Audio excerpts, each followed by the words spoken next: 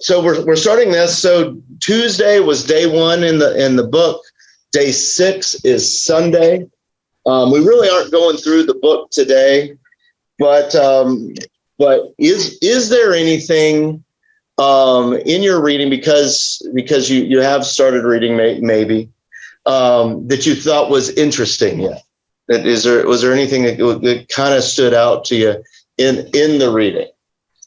Oh, I thought the boys, the apostles, were a bunch of guys I hung around with at school. Yeah.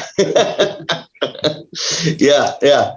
They it was the boys. It's so this is a joke for this Sunday. You guys get a purview into all that. But one of my favorite jokes that is kind of a pastor joke is like, the greatest miracle that Jesus ever did was having 12 close friends in his 30s.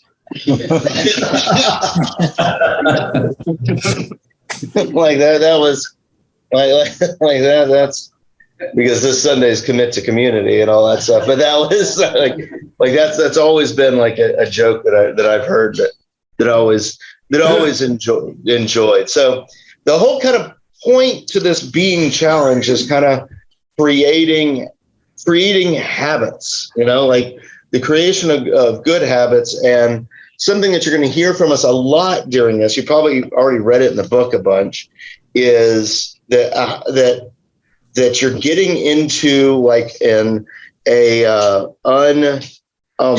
remember it off the time. Like you're getting, I know where it is in this. Yeah. Like Jesus is basically saying, watch me do it, learn from my unforced rhythm of grace. And that kind of like the habits help us kind of get into that unforced rhythm of grace. One of the things I think Zach is getting at here is something that whenever someone asks me, it's like, what's your favorite part of the job? It's like when someone finally gets it, when and what I mean by gets it is they're able to go, I'm okay. Mm-hmm. I'm okay. Like that's like, I'm fine. Like that's because there's so much, whether pressure we put on ourselves or pressure we put on others that we feel like we have to live up to that expectation that we put on others and all that stuff that we often feel like, oh, I have to achieve salvation. I have to achieve these things by believing the right stuff and, all those good things. And so when Jesus says, and this, it's kind of a version of it, and we'll read it again later, but in Matthew 11, that's we're following him, seeing how there's this unforced rhythm of grace. That's so because we're creating all these habits. Charles Diggy, I don't know, Dungy, there we go. Says that a keystone habit is a habit that people introduce into their lives that can unintentionally carry over into other aspects of their lives. What is a keystone habit in your life, and how does it help you in other areas of your life? What's something that's just kind of a base habit for you, a keystone habit that you already have? Anybody? I have these 2 little calendar saying things that are at my table every morning when I have my breakfast. Yeah. And the one is very spiritual with a recital of a passage from the Bible. And the other one is somewhat spiritual, but in a real worldly way. Mm. And it has a little humor sometimes to it too. My daughter gave me one and my sister gave me the other.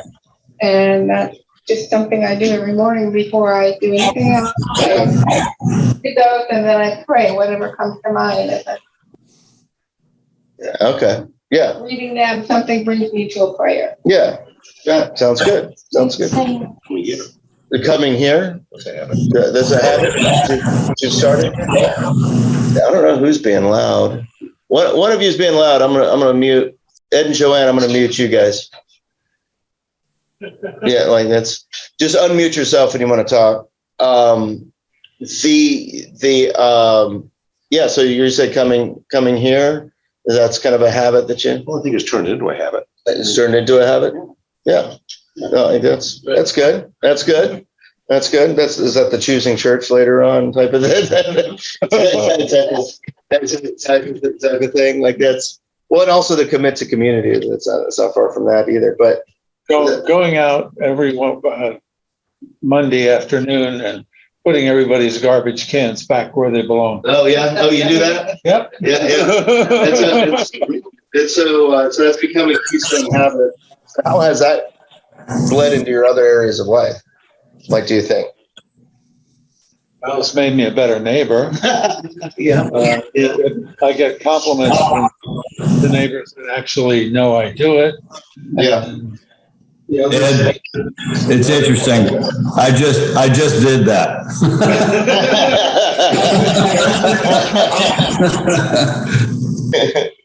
That's good. That's good. The are there any others that are kind of habits that you have in your life? Do I? I've had a habit, and it's not very often, but when I go back up into northern Ohio, I spend a day visiting all the relatives. Of course, they're underground, but Yeah. I visit in-laws, outlaws, aunts and uncles, and that. Yeah.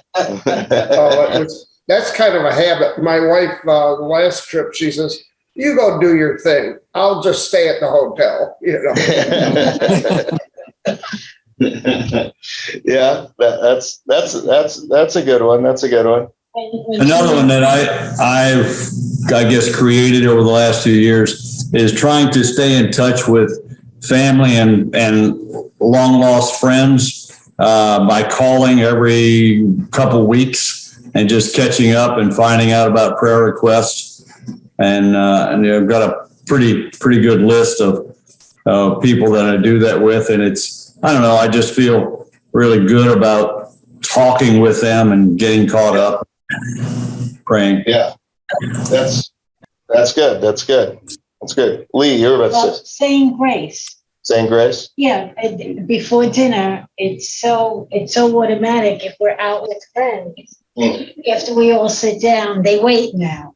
Yeah. Whether they would normally do it or not, they wait. Okay. Yeah. We say grace and then we eat. Yeah. I would say what like Ed Furnace kind of reminded me of this one where I have a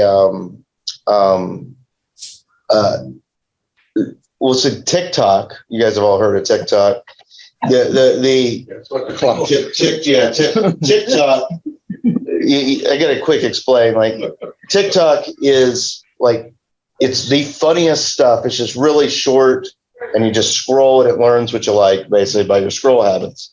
And it's but it makes it so easy to send to your friends on there. And so, I have a group of about 5 of us that we're always sending videos back and forth, and we're always commenting on it. And that's become kind of a new habit and it's become kind of like, I never talk to my brother-in-law unless I like see him out. I talk to him constantly on TikTok now, and it's like just through chatting and all that stuff. But it's kind of it's kind of a newer thing that I've picked up. And so now when we talk on the phone, we'll talk about that stuff and all those things. I know Coley's habit is she talks to people on her way home from work. Like she calls. I speak with a lot of people now that have never conversed. Yeah. As a rule, a lot of people call their moms. Yeah. Yeah. My daughter calls me. She comes home from work. Yeah. She can do it hands-free. Right. But that's a conversation normally we wouldn't have had in the past because it was inconvenient. Yeah. It was just lost in the shuffle of everyday life. And now it's common. Yeah. It's good. The new district president for the Florida Georgia district, I got a phone call from him the other day, and he bought a house last year down in the Villages where his church was before, and so he's not planning on selling for obvious reasons, and so he's got like an hour commute now, like over there, and so he says, I'm just calling people as I'm driving in and driving out. That's why I got a call from him. I'm like, it's not a bad use of time. not a bad use for being underwater in a house like that. Like that's, but yeah, that happened also to the previous district president too. But that district president's house was in Atlanta. Well, that's interesting because the value of my house on Zillow just went up $20,000 in one day. Oh, really? Yeah, I wonder if a house sold around you or sold around us. it's possible. Yeah. Yeah, there might be a couple of them because I know there was a couple of them. I know mine was up. See, I think mine went up in the height of it all up to 650, and it's down at 520 now. I check every month, like over there. Yeah, I try to keep a spreadsheet of all the assets. Yeah. That sounds like a habit. Yeah. Well, so I'll say this myself. Budgeting my money like that was a big change. And what's interesting about that, this is what I tell people that don't budget their money, is like I actually got free when I was watching where the money goes. I actually was able to get freedom from the money. You know, I didn't worry about if it was there or not. You know, like yeah, like doing that for years now. I have a spreadsheet on my computer. yeah. I look at it every morning. Yeah, like that's, you know, and there was a captivity that I was living in. It's like, I don't know, can I really buy this? Oh, it went through like that. That's, you know, like that. But you know, it was wild that watching it is where I actually got freedom from. And so that's a habit. That's a habit now. I don't know, any other habits that we formed? Okay, so let's watch the video for this week. We've been having some audio issues with the Zoom. If there is, just let me know. If we aren't able to solve it, it is on the website. It is on the website. So we will watch this. I got to remember what to do here. Got to hit this button, this one. I got to hit these, and. What's up, everybody, and welcome to the Red Letter Being Challenge, a 40-day challenge where we're going to challenge you to put the habits of Jesus into your life because we want you to be a greater follower of Jesus Christ. I've been on this mission over a decade ago. I started realizing that the ones that we're trying to reach, the ones that don't know Jesus, actually don't have a great impression of who Christ followers are. And so I went back and looked at everything that Jesus said, you know, all those red letters in the New Testament. And I found 5 main targets for us that we can shoot for to become more like him. Those 5 targets are being, forgiving, serving, giving, and going. And all of them are important, but as I and thousands others have realized that have gone through this challenge, I'm convinced that one of those principles is more important than the others. And it's this principle of being in relationship with God. And the reason it's most important is because that principle informs everything that I do for God. And so I want to make sure that my relationship with God is as strong as possible. But I've also realized that even in my life, I don't always know what it looks like to be in relationship with God. Like what habits should I put in my life? What should my daily things that I do in my relationship with God look like? And so that's what I want to do over these next 40 days. I want to walk on a journey with you to discover the habits that Jesus Christ put into his life. And I believe that as we learn these habits and as these habits become a part of our life, we're ultimately going to be better followers of Jesus Christ. So I want to really teach you how to be with Jesus in this series. I've been doing a lot of studies on the importance of habits in our day today, and most scholars believe that habits make up about 50% of what we do on a day-to-day basis, which is kind of crazy to think about, that really for half of the decisions and things that happen in our life, we're kind of on autopilot. It's kind of nuts. When I think of habits, and one habit particularly in my life that's made a big difference, I think of the gym. What's ironic about the gym is I would not have been in this place a few years ago. I was out of shape. I was overweight. I wasn't feeling good about myself. And when I would get that loving, gentle nudge that some of you may have gotten from your spouse before, I would just kind of go silent because I didn't want to talk about it. It was kind of a sore subject. And I knew I needed to do it, which is why I couldn't really talk about it. But for whatever reason, there was one day where I think me and a couple of buddies were talking and we said, let's try it. And so we got to the gym, and I'll tell you, it was overwhelming and it felt unnatural, but I was walking with a couple of other buddies that helped me. And so there was so much to do in the gym. And so we did a workout that first. I couldn't tell you what it was, but I remember really struggling to put shampoo in my hair in that shower right after. And my whole body ached and I was sore everywhere. And it didn't feel good. And yet at the same time, it kind of felt good for some strange reason, because I think I knew it's what I needed. And so because of that, again, I was feeling sore. I was engaging muscles that I probably hadn't engaged in years. And so I went back again and then back again. And as I kept going back to the gym, this place that I once avoided at all costs, a subtle shift happened inside of me that this place that I couldn't stand actually became a place that I kind of like it. And then as I kept going more and more, I realized, man, I don't just like it, I kind of love it.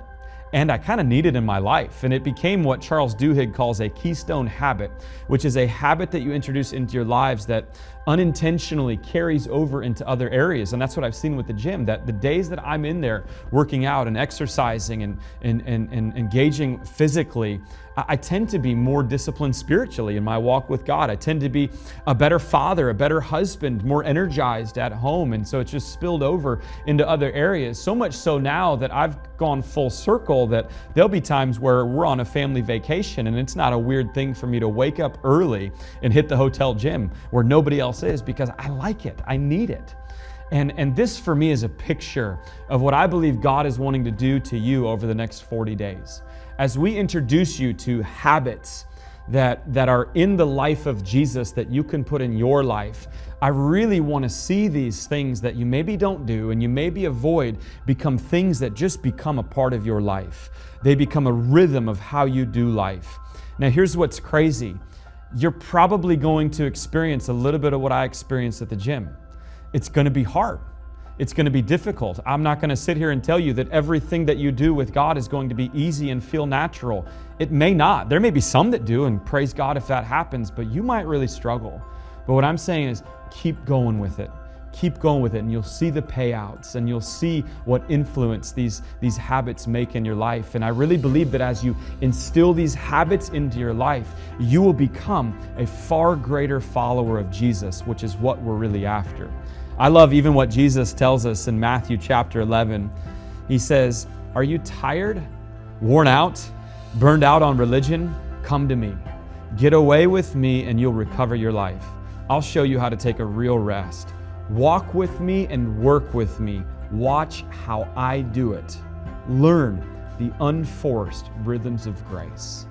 What we want to show you these 40 days is the habits that we believe are those unforced rhythms of grace. And we believe that as you implement these habits that Jesus put in his life, it's going to change your life and the lives of so many others around you. So how do we learn these unforced rhythms of grace that Jesus talks about? It's exactly as he said, watch what I do. And that's my premise, is that if we want to be like Jesus, let's look to how Jesus really was. If we want to be like him, emulate him, imitate him, let's be like him. Let's rest and exist as Jesus did. And so the more I looked at the life of Jesus, I started going through his life again and noticing patterns and disciplines and habits that stuck out to me. And I noticed 5 main habits, 5 rhythms that Jesus had in his life that if you put them in your life will make all the difference in the world when it comes to being in a greater relationship with God. Here's the 5 that we're going to be looking at over the course of the next 40 days. That Jesus committed to community, that Jesus studied Scripture, that Jesus prioritized prayer, Jesus sought solitude, and Jesus chose church. As you incorporate those 5 rhythms, the 5 rhythms that Jesus incorporated into his life, you're going to find yourself in such great relationship with Jesus. And that's going to help inform everything that you do for him. And we're excited to see what God does through you. I love what Paul said to Timothy in 1 Timothy 4 verse 7, that discipline leads to godliness. And I believe these habits will do just that. They will lead you to become more like Jesus Christ. So let's go on this journey together.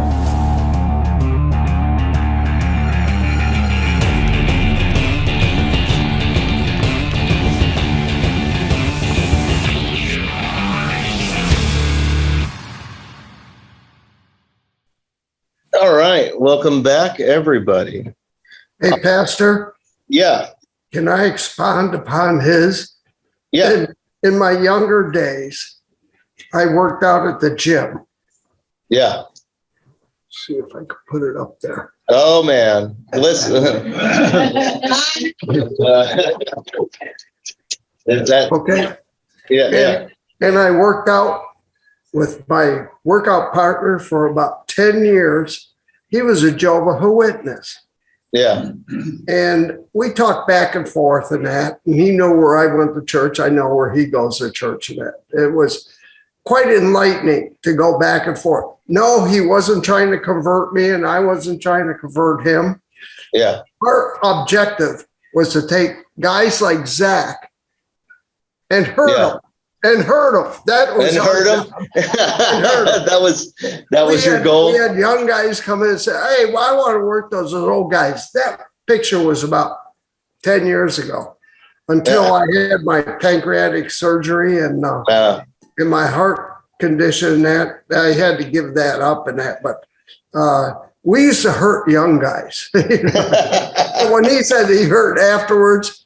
Oh, we felt so good about that. Yeah, that's funny. I had some close friends in Bentonville, and he worked for 3M, desk job, and all that stuff.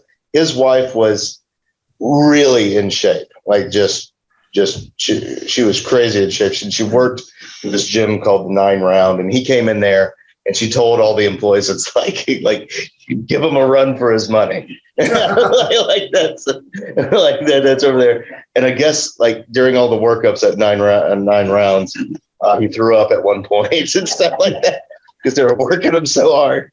That was yeah. So all right, so we'll continue. Let's see. So Craig Rochelle says small disciplines done consistently leads to big results over time. So these small little things, like, and that's something that I've really gone into my life where, you've heard me say it, I'm more about evolution than revolution. And so I think that's where you create consistent change. And there's another thing that I thought was, and it kind of goes into this, what we're talking about today. I was at City University last night, which is a thing that Port St. Lucie puts on. You have to sign up for it and all that. And we were talking to HR and yesterday, Port St. Lucie City HR, which, by the way, I'm going to ask you guys a question. Guess Port St. Lucie's annual budget. Who wants to guess Port St. Lucie's budget?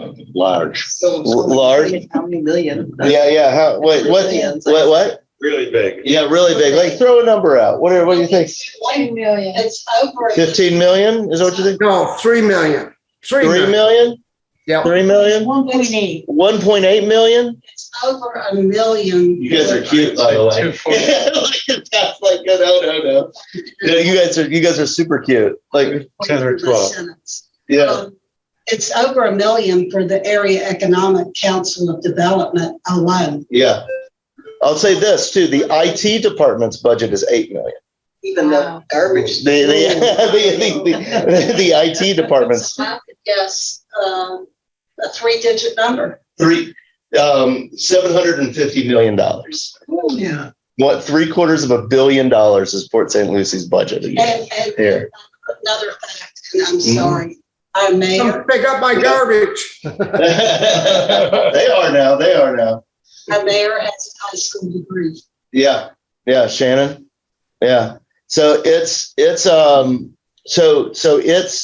I've been learning a ton about Port St. Lucie and all of that stuff, and it's really fascinating to see all these. But we were talking with HR last night, and they said like their biggest thing that they've been trying to do over the last 4 or 5 years is create a new culture amongst the workers of the city government. That's from the people that do road maintenance all the way up. And they said the most effective way that to do this, and I've kind of seen from other HR departments, is from the top up. They said you get new employees coming in, and they call them onloading them, and they have them go through some classes and all these things, but they create the culture in them, and then that culture bleeds up. And I really thought that was, I went over to them like, talk to me more about this. And then, that's kind of fascinating, because there's some things that I think that I've done just off of, I don't know, just accidentally kind of done some of that just in my own life. But I thought that was interesting. And I think it says to that, small disciplines done consistently lead to big results. Because many times we think we got to do these big changes, and that oftentimes it's that slow game, that you get it. You don't have to just spin on a dime and it's like, I got to change everything right now. So with that, another guy, James Clear, who wrote Atomic Habits, said relentlessly, argues that relentlessly for the power of small daily wins. He challenges us to become 1% better every day. Now, I like that, because you're never going to get to 100% on that. I like a 1% better each day, because in my life, I found that there's a lot of law. That's a good Lutheran way of looking at things. There's a lot of law in 100%. That you got to be perfect. You got to do all these things. There's a lot of law there. But like 1% better each day, that's something that's kind of manageable. So what, if you wanted to run a marathon, what are some keystone habits that you would have to implement in your life? What do you think? You guys look like a marathon running crowd. Exercising diet. Exercise and diet. Eat well. Start off slow. Yeah. And exercise regularly and just gradually build it up. Yeah. So you get there. Which is Learn how to breathe. When I worked go out, ahead. it was 2.5, 3 hours a day, every day, 5 days a week. And you have to do that religiously. And if you're going to run a marathon, you're going to have to do that religiously every morning, whether it's 4 in the morning or 7 at night. Yeah. You have to condition yourself. Your body needs conditioning. Yeah. Well, and I remember when I first started riding a bicycle, this was in Bentonville. Bentonville is a huge bicycle community. And when I started riding, it hurt to just do 6 miles, on a bicycle or something. Some of you are like, yeah, that would hurt. And it took a while to get to that. But just kind of consistently riding and all that stuff. And it gets to the point where my favorite ride in Bentonville was a 36-mile loop that I would do twice a week. And I would time myself to try to do that faster, every day. And it's to the point now where I'm way out of shape right now. But I could get on a bicycle and go 20 miles, no problem. That's just, it would probably hurt me a little bit, take me a little longer, but just I could go to Stewart on a bicycle without thinking about it. And so it's, but yeah, that's, just think of those small habits of just getting on it each day. So to your point, because I'm the same way with flat swimmers. Yeah. But I can't because of all this. It's mind over matter sometimes. Yeah. And it's just that being fine with incremental, but it's showing up. Showing up's a lot of it. Consistency. Yeah. How about if you want to become debt free? What are some habits you think you'd have to work on? Credit cards. Yeah. You want a credit card for budget? Become debt free. How is he spending? Debt free. I have Debt to be debt. Yeah, debt free. If we wanted a debt free society.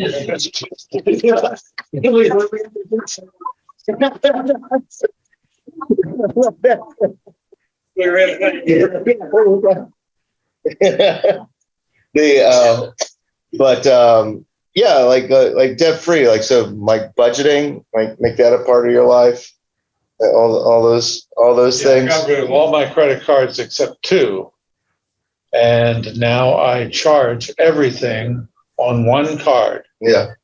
And then when the due date comes, I pay it. Yep. And that's my life. Yeah. The second card, I charge my gasoline once a month on it. Yeah. Because the bank gives me $30 every 3 months if I pay it off regularly. So I keep that one for the $30. Credit card points. Credit card points. When I get 2% back. Yeah. Point farming. I do a lot of point farming. I remember when we bought the lawnmower, which we don't have anymore, but when we bought the lawnmower, it almost came down to fisticuffs between Phil Frederich and I over credit card points. And I was like, no, I can buy it. No, I can buy it. Like that's over there, this big $3,500 purchase that you're going to get a check immediately from the church on. Like that's suddenly 2%, like it starts adding up. Like that's, but yeah, the Phil won on that because I'm a servant. And so so like what are so kind of stuff we're talking about today, like becoming more like Jesus, like what are some habits like there? One aside. Yeah. For all the, so if there is any younger people watching, don't become debt free though. Okay. Yeah. Keep some very small consumer loan active. Yeah. Otherwise, your credit score is going to go. Nate, the biggest change that happened in my life is when I learned how to make money work for me. And so like it's you got to watch your cash flow and debt and all that stuff, but make money work for you. And so like that and budgeting got me there, budgeting when I was like, oh, wait a second, if I put the money over here, like that's, and it's like suddenly the money's working for me. One of the worst decisions Coley and I ever made was we didn't take out student loans for her master's degree. And it put us in such deep credit card debt, because what happened is we wiped out our savings by not taking out the loans, which loans will let you pay for years and years and years. And suddenly all of a sudden the car broke, and old emergency fund. Yeah. That was the worst decision that she and I ever made. And that cost us a bunch of money. That cost us a bunch of money by not doing that. So, and it was just over, like that one was just over for like 15 grand, like it's a lot of money, but it's like, it's not end of the world money. And, the secret to it all, make a budget and stay with it. Yeah. And stay with it. Yeah. There'll be emergencies and that's on your budget line, that little line down there. It says unexpected expenses. Yeah. And if it doesn't come out, it goes into next year's. Yeah. And we just we didn't have, we really weren't watching this closely back then, but yeah, we had savings and we just went through it, didn't have anything. And so yeah, so let's see. So that's about those habits. My screen turned off here. So the goal of the Red Letter Challenge is to help you become a greater follower of Jesus Christ by introducing these keystone habits into your own life. And Zach read this earlier. I'm gonna read it again. It's from the Message translation. And you guys have heard me before. You guys have been in the Bible study before. I'm really not a big fan of one single Bible translation. Like there's some people that are just like, this is the one that beats them all. Like, no, like there's a multitude of them. Like you can't translate Greek and Hebrew perfectly. out of it. So read them a bunch. And Eugene Peterson created the Message, and the Message is just a pretty translation. He's a pastor, he's a preacher, and a lot of that just comes out in the Message. And this is what Zach read earlier. It's Matthew 11, 28 through 30 from the Message. It's like, he says, are you tired? Are you worn out, burned out on religion? Come to me, get away with me, and you'll recover your life. I'll show you how to take a real rest. Walk with me and work with me. Watch how I do it. Learn the unforced rhythms of grace. I won't lay anything heavy or ill-fitting on you. Keep company with me, and you'll learn to live freely and lightly. Now that's, if you can recognize that, that's my yoke is easy and my burden is light. You know, like that's, and the way he put it is like, learn those unforced rhythms of grace. I won't lay anything heavy or ill-fitting on you. And keep company with me, and you'll learn to live freely and lightly. It's pretty easy to understand. Yeah. I bought one of those for Caitlin. Oh, yeah. As a teenager, I thought that would be a good kind to her. And I have one. Yeah. No, it's a good translation. As I've gotten older, like I've liked Eugene Peterson more and more, because I used to be kind of like, here's the perfect translation, and the Message was like ooh, like why would anybody want to accost the Word of God like that? You know, like that. That's and I'm so far from that now. But that's and what I like about that, and what I like about what Zach's doing with these is that so often, we talked about this at the beginning of this, we want the burden of religion to be heavy. Now, we may not say that, but we sure act like that a lot of the ways, where we're like, well, you know, I want all this effort that I'm putting into my own salvation to be worth it. And if I'm putting all this in there, then, you know, I want these other people to put it in there. When you say heavy, you mean you want it to be a big thing, important, highly important. Well, I think like number one thing. Yeah, I think a burden. I think we want it to be a burden in people's. A tough thing to do. Yeah. You're saying. Yeah, because I think we make it in our own lives sometimes. Yeah. I want it to be a burden. I want it to be less. Yeah. No. But that's what I like about that thing. But I think that's not our goal to make it into a burden. But I think what happens a lot of times is and I don't know if I'm going to take his stuff from other things, but think about a lot of these stories and parables of Jesus were these stories and parables about how of sacrifice, but also like parable of the tenants, where they invited tenants to work in a yard, and then later on they brought in more. And they all got the same pay. Yeah. And they're like, this isn't fair, you know? And I think sometimes in this religion, we're like, you need to follow my path exactly. You need to go through what I've gone through. You know, like that's like that's Right, I did this, I deserve. Yeah, I did this. One of the things that I try to do is I always think you should be a witness, right? Yeah. So since I've been able to spend more time doing things that I feel that Jesus wants me to do, came down here to help his sister and mom and stuff.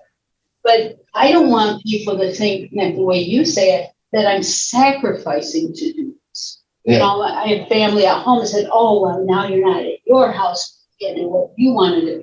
So they might look at it as a sacrifice. But that's not the way I want it to be perceived. I want it to be perceived as this is a joy to get to do what I believe I was meant to do. Yeah. Should. Yeah. Well, and that's what, and I'm not talking about you at all there, but like, yeah, I mean, that's like because we all, when Jesus is saying his yoke is easy and his burden's light, there's also the cross there. But I think when you see the cross and what's going on with the cross, I think you can see that there is a lightness to that all the things that are hindering us can all die there. Like that's, and it's not something that we try to beat over the head with somebody, because I think the church, our reputation out in the world is one that we try to beat kind of life conformity. It's like, you need to be this way, like over there. And we beat people over, and it's almost like we're trying to give them a burden, and that's kind of what I was talking about. And rather than, lightness. Yeah. And one of the study Bibles, and I don't remember which one, said that there was two meanings for the word yoke. Okay. First, the obvious one, burden, beast of burden. Yeah. And the other was that the same word translated from Aramaic, I believe it was the same word for the teachings of a rabbi. Okay. Yeah. So that what they're referring to there is that Jesus was referred to as a rabbi by the people, and he was saying, my teachings are easy. Yeah. Yeah. Yeah. Okay. So that was, and what you're talking about. So that was some of the description of what you're saying was the description from the scripture reading for the gospel, but it wasn't all of it. And I thought it was a really good description of that verse, and it was from this Bible. So what is this? 28. Where is it at? Yeah. So this is what this Bible said about the yoke is easy part. In the Jewish view, reciting the Shema, which is the Hear, O Israel, the Lord our God, the Lord is one. Reciting the Shema meant one was taking on the yoke of the kingdom of heaven. And afterward, the yoke of the commandments. Jesus declared that his body of teaching, his yoke, was easy and light. He may have been contrasting his yoke with the more severe expectations of the Dead Sea Scrolls community and those of the Pharisees. And so, like the Dead Sea Scrolls, the reason why we have the Dead Sea Scrolls, you guys are familiar with that, a bunch of scriptures, and there's a bunch of stuff that was not scriptures, it's just readings and writings and all that stuff. So Dead Sea Scrolls were basically an occult that had a very strict view of living, so that they would deprive themselves, and they lived out in caves out in the middle of nowhere. So 100% of the reason why we have those is because they lived where no one was living, and it was dry and inhospitable and all that stuff. But you had these Dead Sea Scrolls communities out there that were like, you got to live like this. There was also some church fathers, I haven't talked about this stuff in a long time, that they were trying to live like an exemplary life, and some of them would build pillars, and then they would go live on top of a pillar, and so they could only be sustained by people throwing up food up to them up on these pillars and all of those things. And it's like, I don't know if that's a light life. Like that's like that's and I think that's kind of what it's kind of talking about there. And so some of this is recognizing some of the sins that the church may have participated in some of our messaging that has gotten out, but it's also realizing it's for us too, that we can take that burden. Doesn't have to be on us, like that. That's his body of teaching is light. And think about, I keep talking, I'm sorry, but the rich young ruler, my favorite story, he's like, what do I have to do to inherit the kingdom of heaven? And Jesus basically told him, take the burden off. And he wasn't willing to. Like what's burdening you is all your status. And like that. That's like that. That's like that was, and that's a way of looking at it. And that's what's hard. And it's because like we all have our we all have our burdens. It's funny you should say that, because you'll hear the average person say, oh God, I wish I won the lottery and I have all this money. If you had all that money, Yeah, another it becomes burden. more of a problem than anything else. Yeah. Like that's, it's, I wouldn't mind. wouldn't mind giving it a go, huh? But that's, that's one of the things. And we see how it doesn't become a burden to everybody, but a lot of the winners, it does. What's the statistic? Like 15 years later, they're usually declaring bankruptcy. Is the statistic for lottery winners and all that. So it's, it's the, I'll live for 50 years. yes. My goal would be for it to be gone in that amount of time. So let's see here. Describe. So we're kind of running out of time, but that's all right. We're almost done. Describe to the group what your relationship being with God looks like on a weekly basis. What habits or spiritual disciplines have you been able to put in your life? And are there any disciplines that you've struggled with?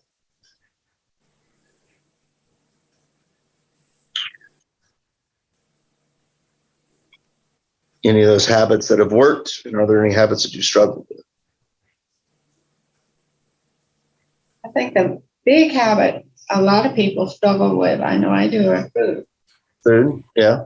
Because there's so many things I can't eat. Yeah. And I want to. Yeah. Judging. Yeah. Judging. You listen to the news Yeah. and It's like these people. I find myself saying, I will not mention the political person. But Gene says, somebody should shoot him. Yeah. And I immediately turn around and say, Jane, what are you saying? Yeah. It's that kind of thing. Yeah. But that's. But then we'd have to have a special election. Only if it's a certain person. Yeah. But getting off of that. But it's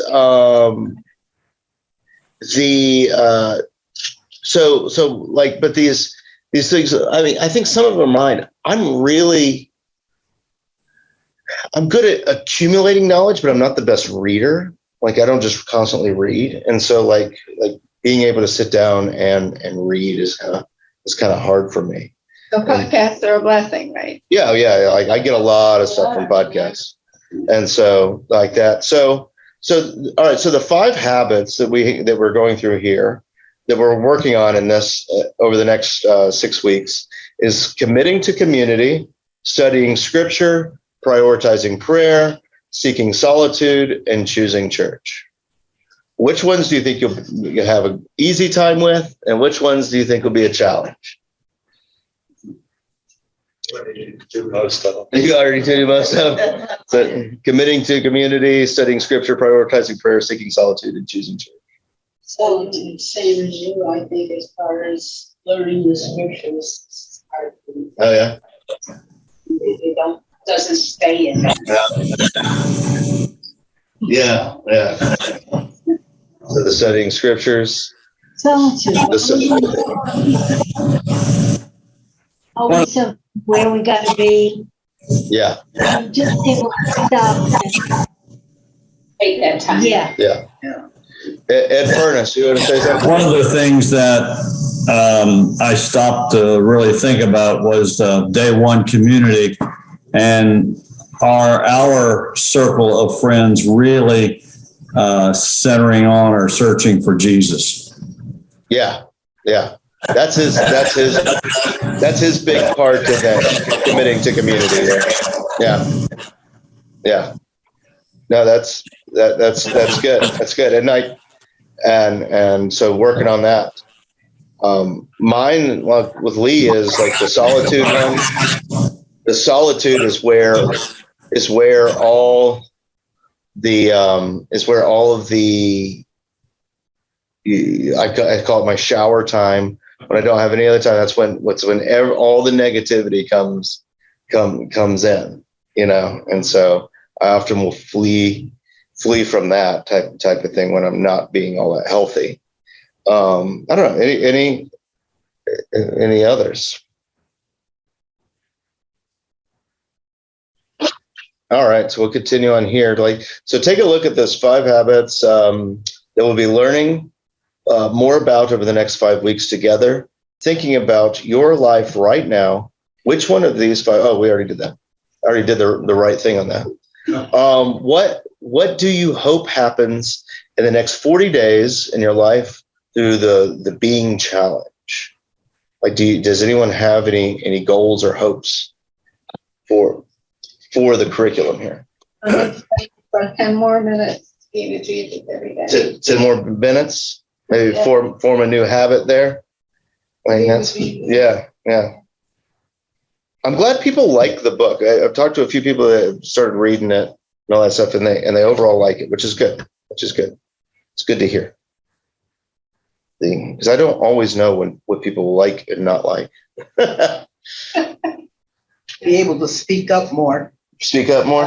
Witness more. Witness more? A lot of times when I kind of let things pass that I should have maybe said something. Yeah.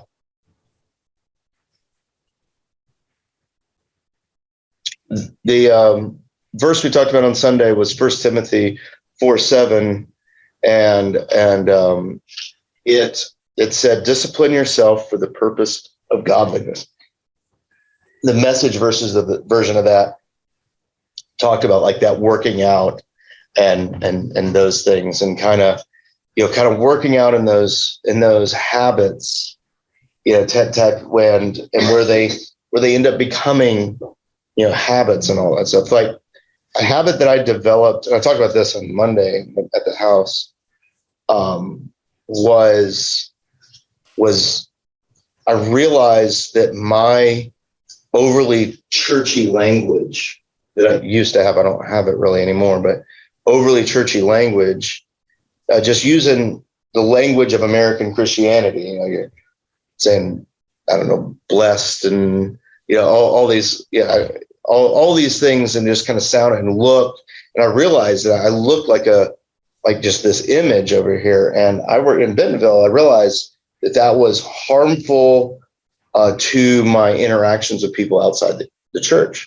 And I worked real hard to stop all that. So much so that my professional coach, I have a professional coach, his name is Vic Hippie. And I still have, I talked to him yesterday. He goes, you should probably get some of it back because you're probably distressing your congregation. Like that's like over there like that.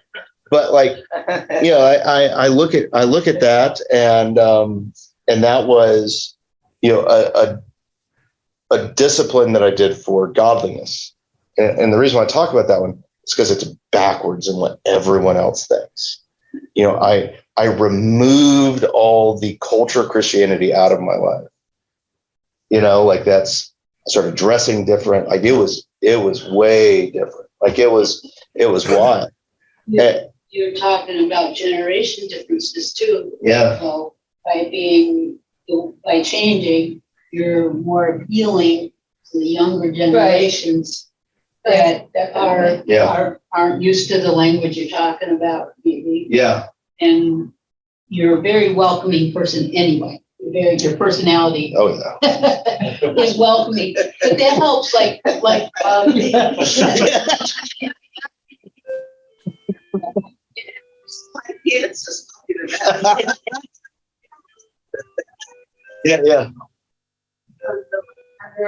Yeah.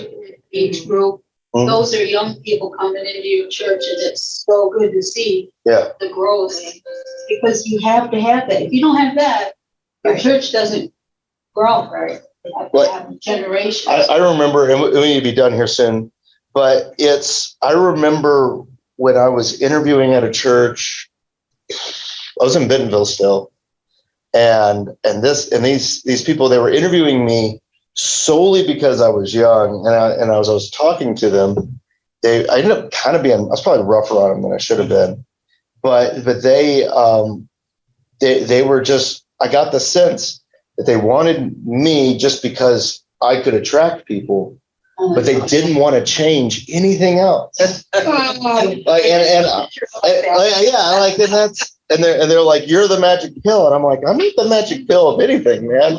Like that's over there. And I kind of got rough on them because I was like, I was definitely not going to go over there. It was in Michigan. Who would move willingly to Michigan? or Pennsylvania or Indiana or any like but It's warm here in Pennsylvania. Yeah, it's warm here in Pennsylvania. And so, but I was just worried, like, you're gonna get one of my friends, here, and you're just gonna rip them to shreds. But that's I don't know, that kind of stuck with me, just then. But yeah, that whole idea of trying to change physical appearance, changed a lot of stuff to do it. And I've gotten some of it back now, but I think, in all honesty, I think it's helped here because here is much less of a Christian culture than in many other places in the country. And so, and that's why I think I fit better down in like the South Florida-ness, even though we're the cheap seats of South Florida up here in Port St. Lucie, Versus South Georgia. Yeah, versus South Georgia. Yeah, especially South Georgia. Like especially South. It would be what? And all that stuff. But that was one of the things in Bentonville, though, like very churchy culture, and so yeah. Let's see, anything else? So here's say something we said earlier from Craig Groeschel. Small disciplines done consistently lead to big results over time. And I like, my favorite quote from this one was the 1%. Just improve yourself 1%. Like that's good. So the challenge this week is to introduce a small daily habit into your life this week and to share it with the group. So try to introduce some kind of new small habit during this week. But thank you for joining with us all. And so everyone stick around. I'm going to say goodbye to YouTube. Like, thanks for joining us on the whole YouTubes. All right. So what